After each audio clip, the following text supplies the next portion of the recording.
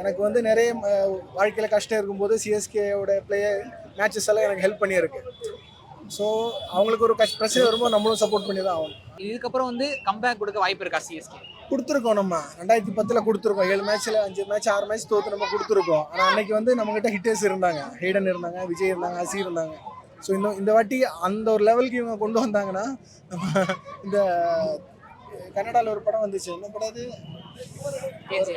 KGF இல்லை, ஒரு சாமி கடவுள் படம் வந்துச்சு, காந்தாரா மாதிரி வெளியில் மேலே வந்தால் தான் உண்டு. அந்த மாதிரி யாராச்சும் ஒரு ப்ரெஷர் கொடுக்கணும் அவங்களுக்கு.